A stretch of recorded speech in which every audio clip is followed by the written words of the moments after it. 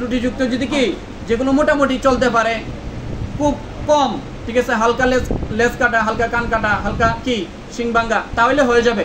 কিন্তু চেষ্টা করবেন একদম নিখুঁত নির্মল যেটা ভালো সেটা দিয়ে দেওয়ার চেষ্টা করবেন। মোটা তাজা পশু দেখতে শুনতে যেটা সুঠাম, আল্লাহকে দেখানোর জন্য, আল্লাহকে খুশি করার জন্য সেটা দিয়ে দিবেন। এবং ষাঁড় এবং গাভী দুটোটা দিয়ে দিতে পারবেন।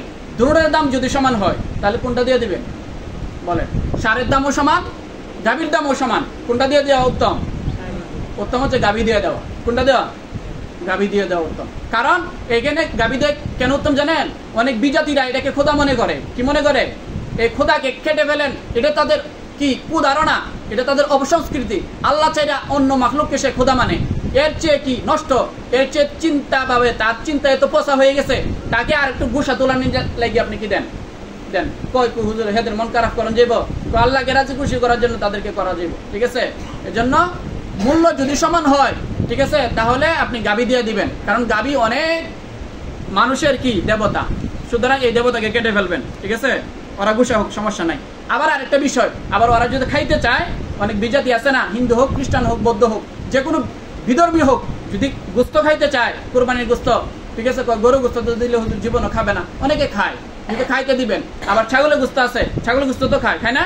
তো ছাগল যারা কাটবেন ওরা ইচ্ছা করলে দিতে পারবেন। আপনার প্রতিবেশী যদি কি থাকে, আমাদের প্রতিবেশী তো হিন্দুরাই আছে, সুতরাং হিন্দুদেরকে খাইলে দিতে পারবেন, আর না খাইলে তো জোর নাই, না খাইলে কি নাই, জোর নাই। এই মাসলা মনে রাখবেন। আবার যদি মনে খটকা লাগে যে হুজুর কি কয় এগুলো তো শুনছি না, তাহলে আর একটু তাহকিক করবেন।